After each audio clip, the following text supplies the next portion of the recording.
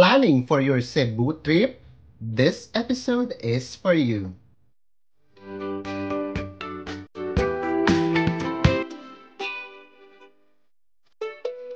We are going to discuss what are the requirements for Cebu City and Cebu Province.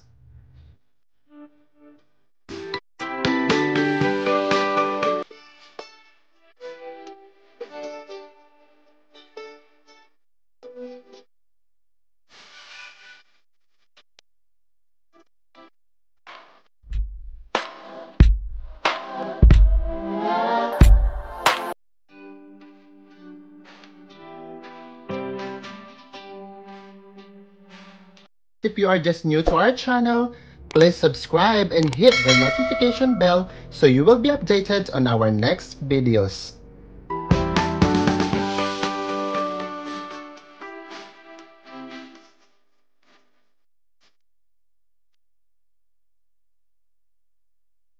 If you are bound for Cebu City, you have to provide an RT-PCR test negative result together with your hotel booking confirmation and a plane ticket.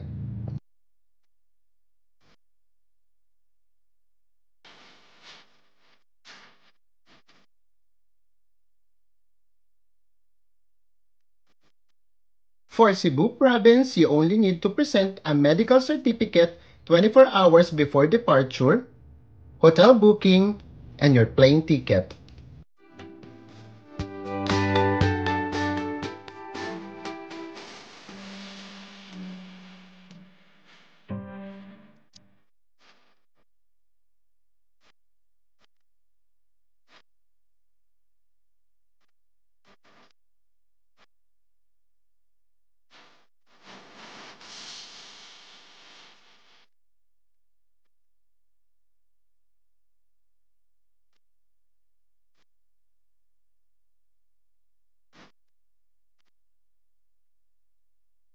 From Mactan International Airport, if you are heading to south like Oslo and Mualbual, you can take an airport shuttle or a cab going to the South Bus Terminal.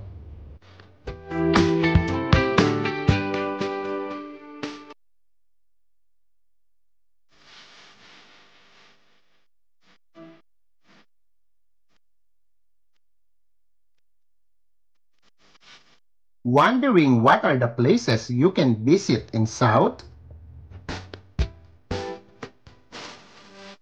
In Oslo, you can experience whale shark encounter for only 500 pesos.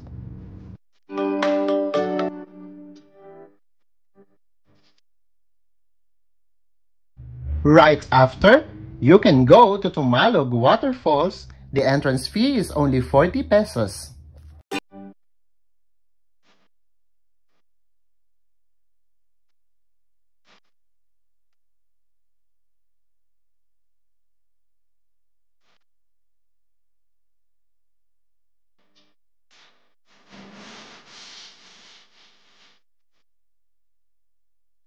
Try not to escape Binalayan and Balay Ugsawa waterfalls in Samboan.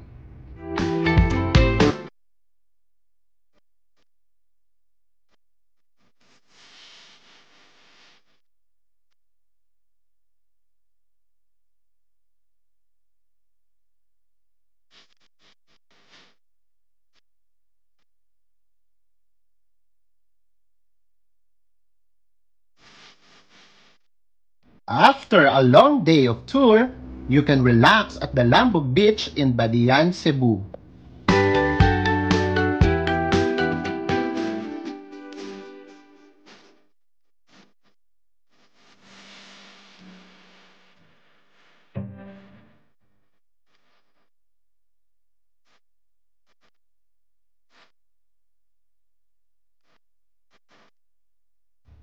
Craving for lechon?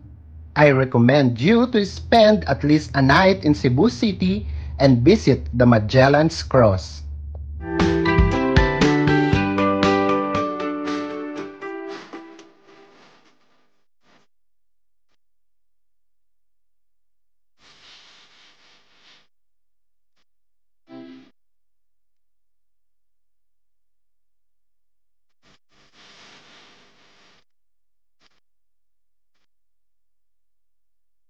This is also the time to recharge your energy for your next travel adventure to the north.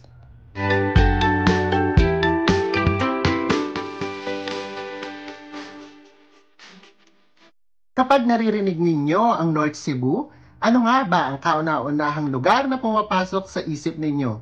Siyempre, ang Bantayan Island! Good morning guys! Nandito na po tayo sa North Cebu Bus Terminal.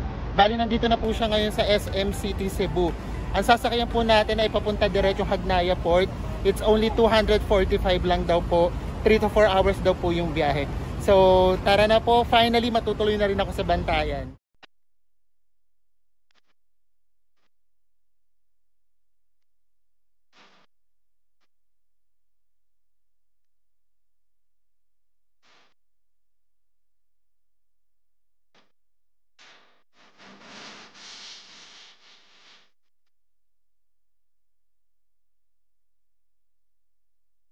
The bus will take up to 3 hours to Agnaya Port.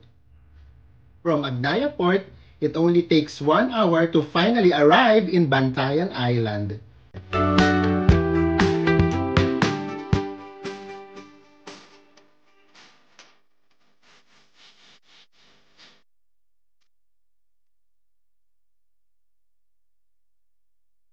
Upon entry, you have to provide a valid ID and a QR code from your hotel.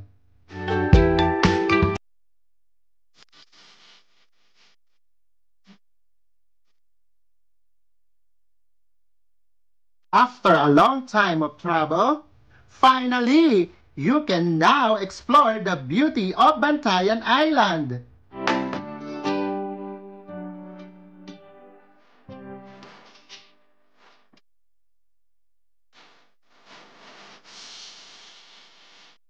American breakfast in Amihan is a must.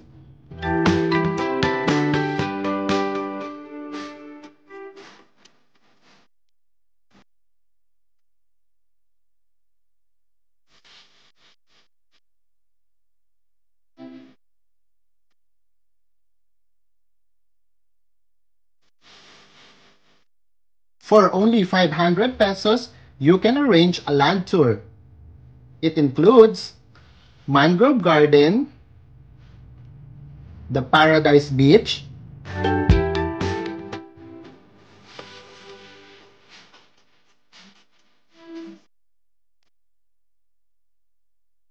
the ruins where you can also do a cliff jumping,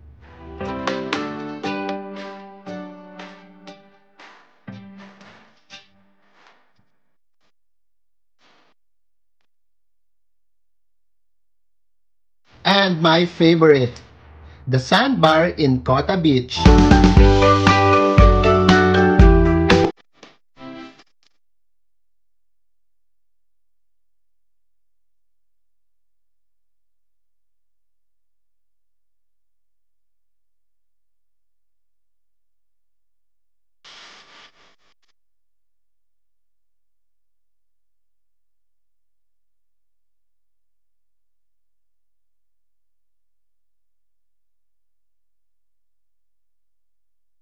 For all your food cravings, MJ is the place to be.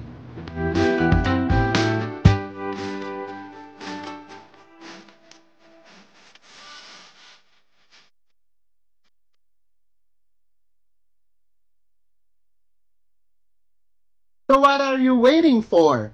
Let Cebu your next travel adventure.